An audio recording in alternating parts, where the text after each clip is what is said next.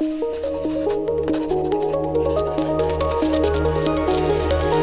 Books, audiolibros médicos.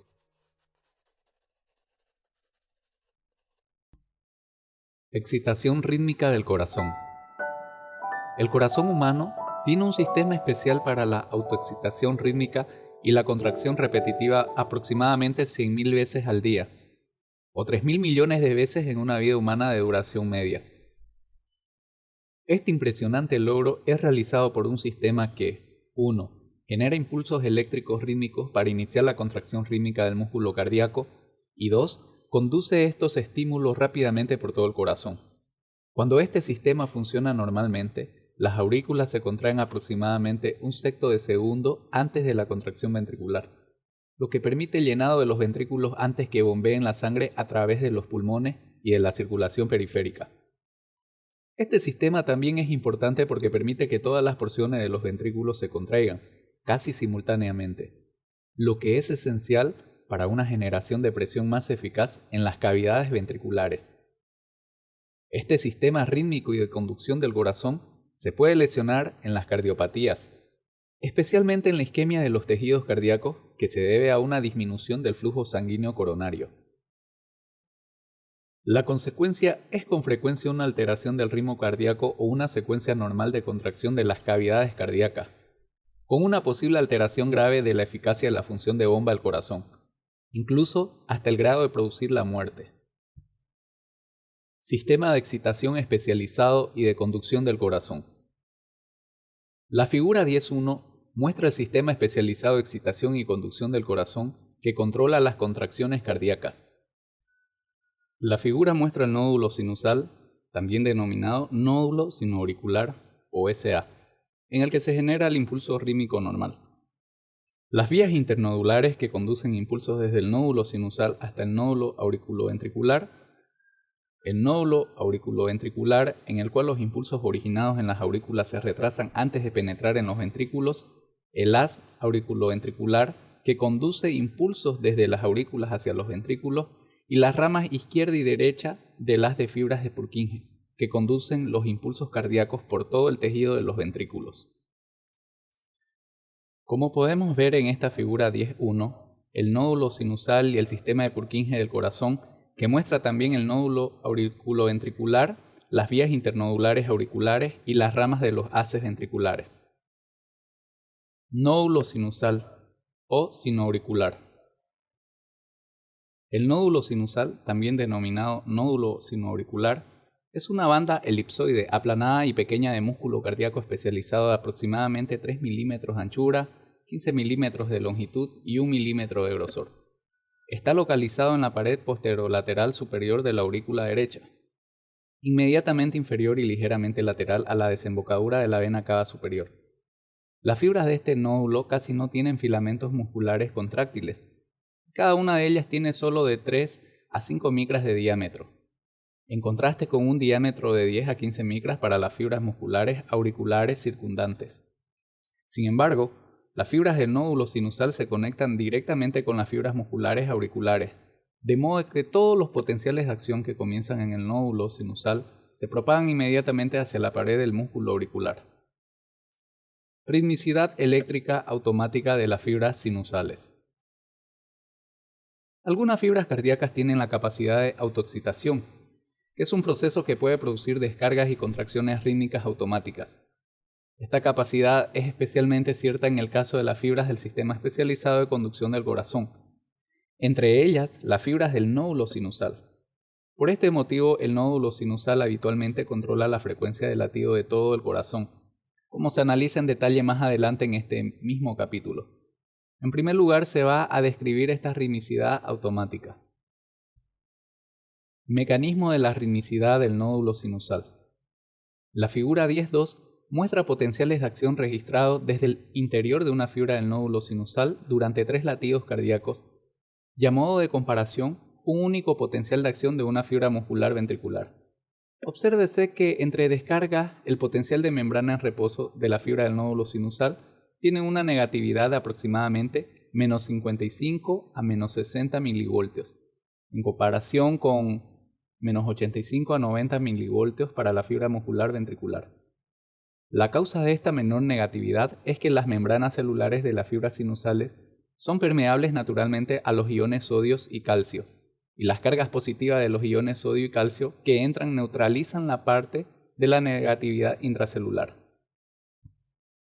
Como podemos ver, la figura 10.2 nos muestra la descarga rímica de una fibra del nódulo sinusal. Además, se compara el potencial de acción del nódulo sinusal con el de una fibra muscular y ventricular. Antes de intentar explicar la ritmicidad de las fibras del nódulo sinusal, en primer lugar se debe recordar el análisis de los capítulos 5 y 9 de que el músculo cardíaco tiene 3 tipos de canales iónicos de membrana que tienen funciones importantes en la generación de los cambios de voltaje en el potencial de acción. Los tipos son 1. Los canales rápidos de sodio, 2. Los canales de calcio de tipo L, canales lentos de sodio-calcio, y 3. Los canales de potasio. La apertura de los canales rápidos de sodio durante algunas 10 milésimas de segundo es responsable de la rápida espiga ascendente del potencial de acción que se observa en el músculo ventricular, debido a la entrada rápida de iones sodio positivos hacia el interior de la fibra. Después, la meseta del potencial de acción ventricular está producida principalmente por la apertura más lenta de los canales lentos de sodio-calcio, que dura aproximadamente 0,3 segundos. Finalmente, la apertura de los canales de potasio permite la difusión de grandes cantidades de iones potasio positivos hacia el exterior a través de la membrana de la fibra y devuelve el potencial de membrana a su nivel de reposo. Sin embargo, hay una diferencia en la función de estos canales en la fibra del nódulo sinusal, porque el potencial de reposo es mucho menos negativo, de solo menos 55 milivoltios en la fibra nodular, en el lugar de los menos 90 milivoltios de la fibra muscular ventricular. A este nivel de menos 55 milivoltios, los canales rápidos de sodio principalmente ya se han inactivado, lo que significa que han sido bloqueados. La causa de esto es que siempre que el potencial de membrana es menos negativo de aproximadamente menos 55 milivoltios durante más de algunos milisegundos, las compuertas de inactivación del interior de la membrana celular que cierran los canales rápidos de sodio se cierran y permanecen de esta manera. Por tanto, solo se pueden abrir los canales lentos de sodio-calcio, es decir, se pueden activar, y por tanto pueden producir el potencial de acción. En consecuencia, el potencial de acción del nódulo auricular se produce más lentamente que el potencial de acción del músculo ventricular. Además, después de la producción del potencial de acción, el regreso del potencial a su estado negativo también se produce lentamente, en el lugar del regreso súbito que se produce en la fibra ventricular. Autoexcitación de las fibras del nódulo sinusal. Debido a la elevada concentración de iones sodio en el líquido extracelular en el exterior de la fibra nodular, así como al número moderado de canales de sodio abiertos previamente, los iones sodio positivos del exterior de la fibra normalmente tienden a desplazarse hacia el interior. Por tanto, entre los latidos cardíacos, la entrada de iones sodio de carga positiva produce una elevación lenta del potencial de membrana en reposo en dirección positiva. Así, como se muestra en la figura 10.2, el potencial en reposo aumenta gradualmente y se hace menos negativo entre cada 2 latidos sucesivos. Cuando el potencial alcanza un voltaje umbral de aproximadamente menos 40 milivoltios, los canales de calcio de tipo L se activan, produciendo de esta manera el potencial de acción. Por tanto, básicamente la permeabilidad inherente de las fibras del nódulo sinusal a los iones sodio y calcio produce su autoexcitación. ¿Por qué esta permeabilidad a los iones sodio y calcio no hace que las fibras del nódulo sinusal permanezcan despolarizadas todo el tiempo? Durante el transcurso del potencial de acción se producen 2 fenómenos que impiden dicho estado de despolarización constante.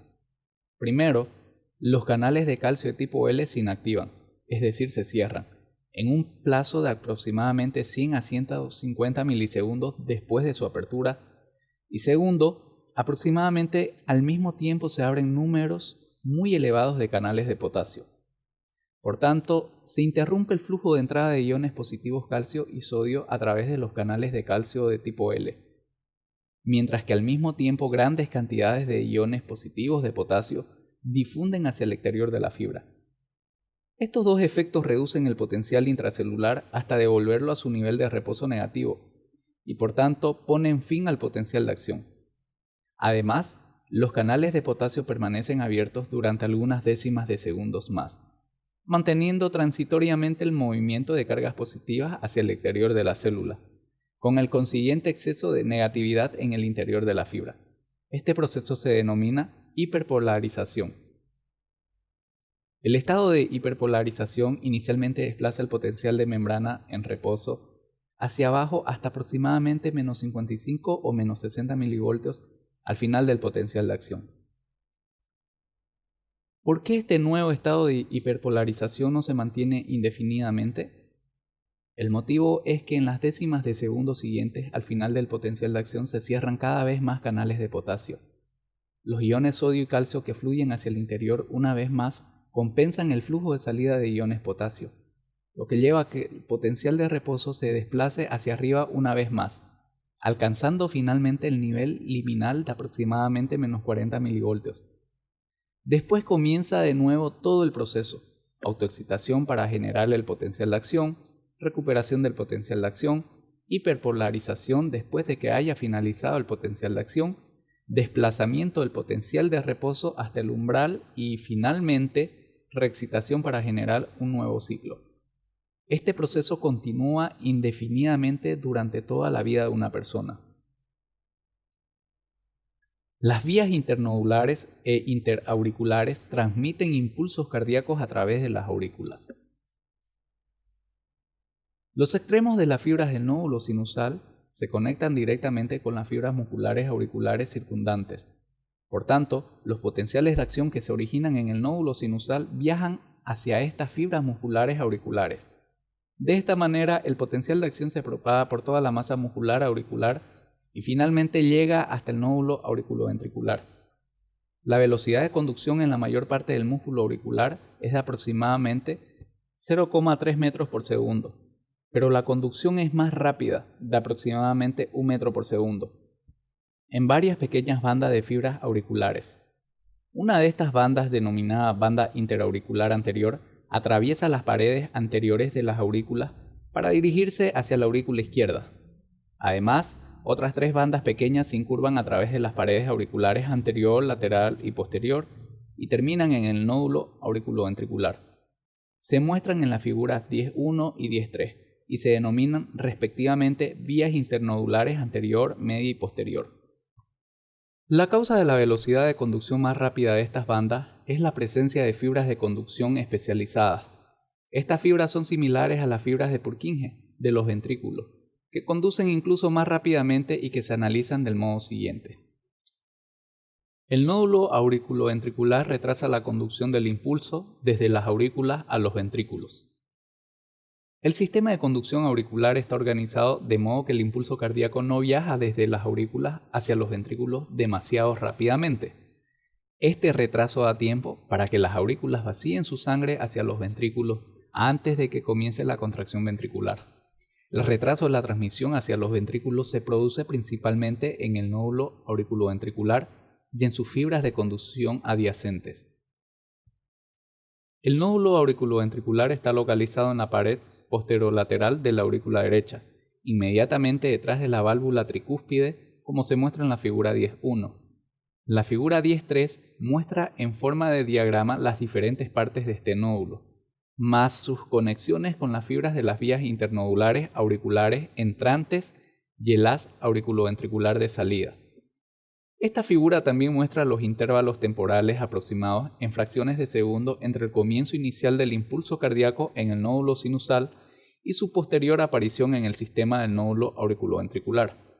Obsérvese que el impulso, después de viajar por las vías internodulares, llega al nódulo auriculoventricular aproximadamente 0,03 segundos después de su origen en el nódulo sinusal.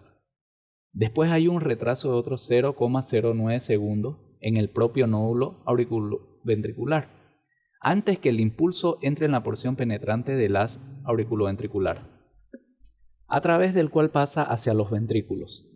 Se produce un retraso final de otros 0,4 segundos, principalmente en este haz auriculoventricular penetrante, que está formado por múltiples fascículos pequeños que atraviesan el tejido fibroso que separa las aurículas de los ventrículos. Como podemos ver en la figura 10.3, tenemos la organización del nódulo auriculoventricular.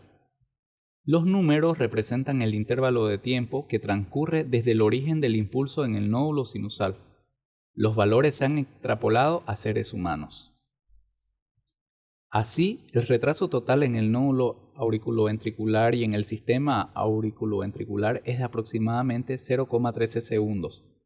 Este retraso, añadido al retraso inicial de la conducción de 0,03 segundos desde el nódulo sinusal hasta el nódulo auriculoventricular, hace que haya un retraso total de 0,16 segundos, antes de que la señal excitadora llegue finalmente al músculo ventricular que se está contrayendo. Causa de la conducción lenta. La conducción lenta en las fibras transicionales, nodulares y penetrantes del haz auriculoventricular está producida principalmente por la disminución del número de uniones en hendidura entre las células sucesivas de las vías de conducción, de modo que hay una gran resistencia a la conducción de los iones excitadores desde una fibra de conducción hasta la siguiente.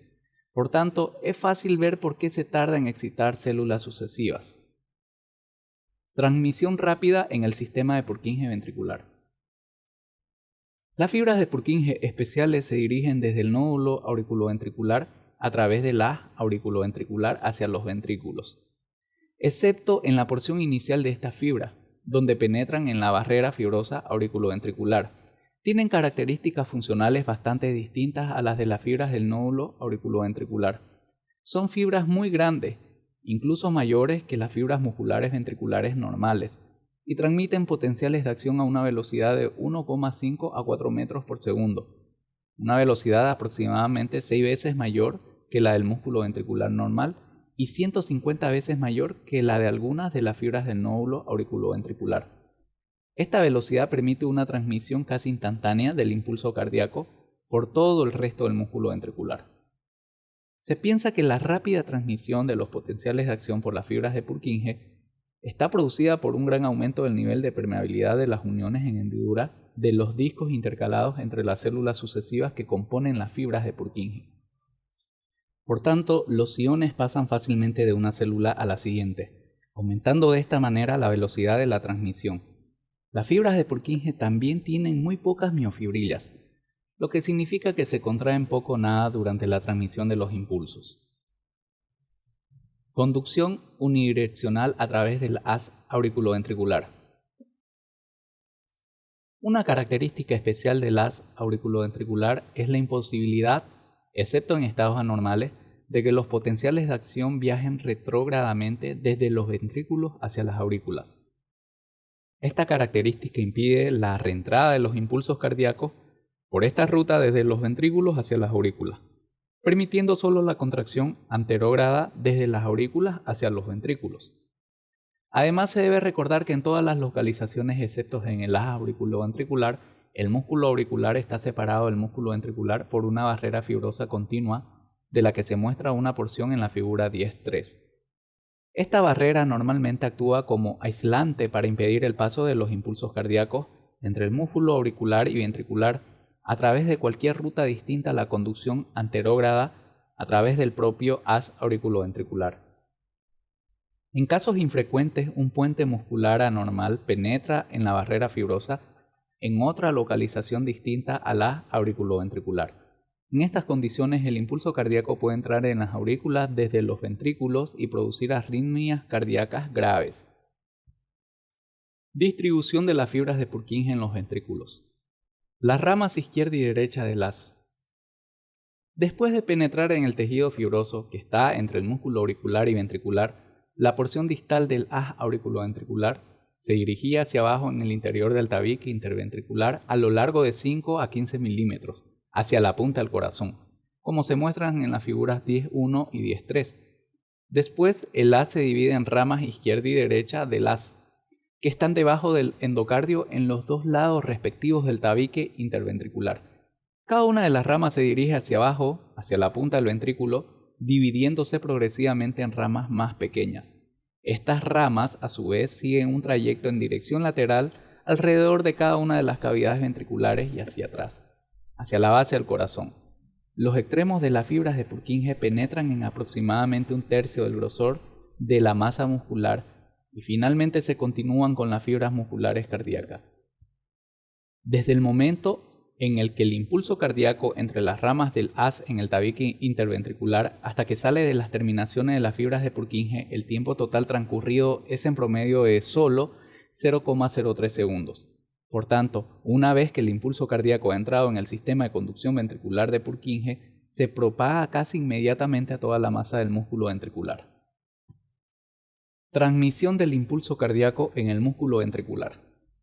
Una vez que el impulso llega a los extremos de las fibras de Purkinje, se transmite a través de la masa del músculo ventricular por las propias fibras musculares ventriculares. La velocidad de transmisión es ahora solo de 0,3 a 0,5 metros por segundo, una sexta parte de la velocidad de las fibras de Purkinje. El músculo cardíaco envuelve el corazón en una doble espiral, con tabique fibroso entre las capas en espiral. Por tanto, el impulso cardíaco no viaja necesariamente directamente hacia el exterior, hacia la superficie del corazón, sino que se angula hacia la superficie a lo largo de las direcciones de las espirales. Debido a esta inclinación, la transmisión desde la superficie endocárdica a la superficie epicárdica del ventrículo precisa hasta otros 0,03 segundos, aproximadamente igual al tiempo necesario para la transmisión por toda la porción ventricular del sistema de Purkinje. Así, el tiempo total para la transmisión del impulso cardíaco desde las ramas iniciales del haz hasta las últimas fibras del músculo ventricular en el corazón normal es de aproximadamente 0,06 segundos. Resumen de la propagación del impulso cardíaco a través del corazón. La figura 10.4 resume la transmisión del impulso cardíaco en el corazón humano. Los números de la figura representan los intervalos de tiempo, en fracciones de segundo, que transcurren desde el origen del impulso cardíaco en el nódulo sinusal hasta su aparición en cada uno de los puntos respectivos del corazón.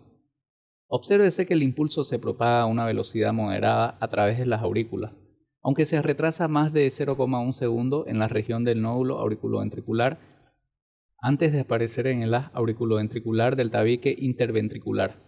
Una vez que ha entrado en este haz, se propaga muy rápidamente a través de las fibras de Purkinje por todas las superficies endocárdicas de los ventrículos. Después, el impulso se propaga de nuevo algo más lentamente a través del músculo ventricular hacia las superficies epicárdicas. Como podemos ver en esta figura 10.4, tenemos la transmisión del impulso cardíaco en el corazón, que muestra el momento de aparición en fracciones de segundos después de la aparición inicial en el nódulo sinoauricular en diferentes partes del corazón, auriculoventricular y sinoauricular.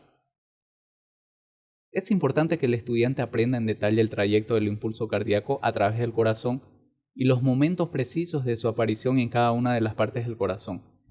Es esencial un conocimiento cuantitativo detallado de este proceso para comprender la electrocardiografía que se va a analizar en los capítulos 11 a 13. Control de la excitación y la conducción en el corazón. El nódulo sinusal es el marcapasos normal del corazón. En el análisis que se ha realizado hasta ahora sobre la génesis y transmisión del impulso cardíaco por el corazón, hemos señalado que el impulso normalmente se origina en el nódulo sinusal. En algunas situaciones anormales no ocurre así. Otras partes del corazón pueden presentar también una excitación rítmica intrínseca de la misma forma que lo hacen las fibras del nódulo sinusal. Esta capacidad es particularmente cierto en el caso de las fibras del nódulo auriculoventricular y de las fibras de Purkinje. Las fibras del nódulo auriculoventricular, cuando no son estimuladas por alguna fuente externa, descargan a una frecuencia rítmica intrínseca de 40 a 60 veces por minuto. Y las fibras de Purkinje lo hacen a una frecuencia de entre 15 y 40 veces por minuto. Estas frecuencias son distintas a la frecuencia normal del nódulo sinusal de 70 a 80 veces por minuto. ¿Por qué entonces es el nódulo sinusal y no el nódulo auriculoventricular ni las fibras de Purkinje el que controla la ritmicidad del corazón? La respuesta procede del hecho de que la frecuencia de descarga del nódulo sinusal es considerablemente mayor que la frecuencia de descarga autoexcitadora natural de las fibras del nódulo auriculoventricular y de las fibras de Purkinje. Cada vez que se produce una descarga en el nódulo sinusal, su impulso se conduce hacia el nódulo auriculoventricular y hacia las fibras de Purkinje. produciendo también la descarga de sus membranas. Sin embargo, el nódulo sinusal produce una nueva descarga antes de que las fibras del nódulo auriculoventricular o las fibras de Purkinje puedan alcanzar sus propios umbrales de autoexcitación. Por tanto, el nuevo impulso procedente del nódulo sinusal descarga tanto las fibras del nódulo auriculoventricular como las fibras de Purkinje, antes de que se pueda producir autoexcitación en cualquiera de esas estructuras. Así, el nódulo sinusal controla el latido del corazón porque su frecuencia de descarga rítmica es más rápida que la de cualquier otra parte del corazón. Por tanto, el nódulo sinusal es casi siempre el marcapasos del corazón normal. Marcapasos anormales, marcapasos ectópico. De manera ocasional, alguna otra parte del corazón muestra una frecuencia de descarga rítmica que es más rápida que la del nódulo sinusal. Por ejemplo, a veces se produce este desarrollo en el nódulo auriculoventricular o en las fibras de Purkinje cuando una de estas estructuras se altera. En ambos casos, el marcapasos del corazón se desplaza desde el nódulo sinusal hasta el nódulo auriculoventricular o las fibras de Purkinje excitadas. En casos menos frecuentes todavía, algún punto del músculo auricular o ventricular presenta una excitabilidad excesiva y se convierte en el marcapasos. Un marcapasos que está situado en una localización distinta al nódulo sinusal se denomina marcapasos ectópico. Un marcapasos ectópico da lugar a una secuencia normal de contracción de las diferentes partes del corazón y puede producir una debilidad significativa del bombeo cardíaco. Otra causa de desplazamiento del marcapasos es el bloqueo de la transmisión del impulso cardíaco desde el nódulo sinusal a las demás partes del corazón. El nuevo marcapasos se produce en este caso con más frecuencia en el nódulo auriculoventricular o en la porción penetrante del haz auriculoventricular en su trayecto hacia los ventrículos.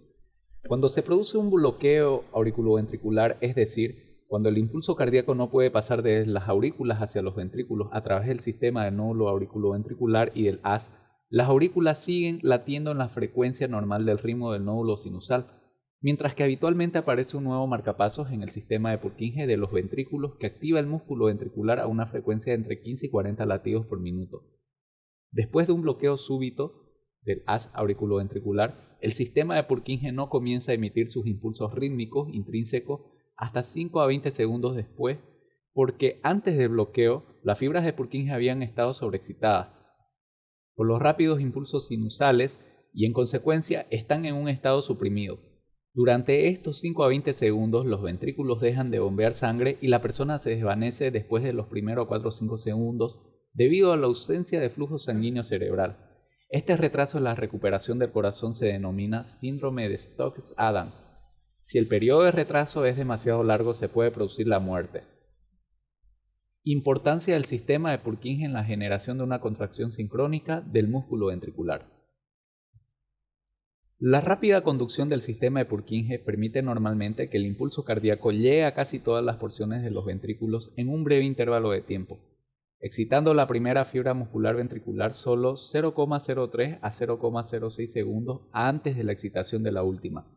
Esta sincronización hace que todas las porciones del músculo de los dos ventrículos comiencen a contraerse casi al mismo tiempo y que después sigan contrayéndose durante aproximadamente otros 0,3 segundos. La función de bomba eficaz de las dos cavidades ventriculares precisa este tipo sincrónico de contracción. Si el impulso cardíaco viajara lentamente a través de los ventrículos, buena parte de la masa ventricular se contraería antes de la contracción del resto, en cuyo caso se produciría una gran disminución de la función global de bomba. De hecho, en algunos tipos de trastornos cardíacos, algunos de los cuales se analizan en los capítulos 12 y 13, se produce una transmisión lenta y la eficacia del bombeo de los ventrículos disminuye hasta el 20 y 30%. Los nervios simpáticos y parasimpáticos controlan el ritmo cardíaco y la conducción de impulsos por los nervios cardíacos.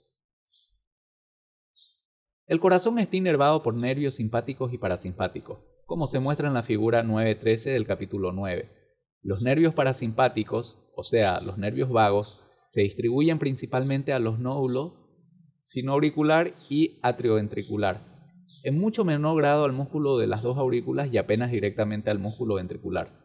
Por el contrario, los nervios simpáticos se distribuyen en todas las regiones del corazón con una intensa representación en el músculo ventricular, así como en todas las demás zonas. La estimulación parasimpática, entre paréntesis vagal, Ralentiza el ritmo y la conducción cardíacos. La estimulación de los nervios parasimpáticos que llegan al corazón, o sea, los nervios vagos, hace que se libere la hormona acetilcolina en las terminaciones nerviosas. Esta hormona tiene dos efectos principales sobre el corazón. Primero, reduce la frecuencia del ritmo del nódulo sinusal y segundo, reduce la excitabilidad de las fibras de la unión auriculoventricular entre la musculatura auricular y el nódulo auriculoventricular, retrasando de esta manera la transmisión del impulso cardíaco hacia los ventrículos. Una estimulación vagal débil a moderada reduce la frecuencia del bombeo del corazón, con frecuencia hasta un valor tan bajo como la mitad de lo normal. Además, la estimulación intensa de los nervios vagos puede interrumpir completamente la excitación rítmica del nódulo sinusal o puede bloquear completamente la transmisión del impulso cardíaco desde las aurículas hacia los ventrículos a través del nódulo auriculoventricular. En cualquiera de los casos, las señales excitadoras rítmicas ya no se transmiten hacia los ventrículos.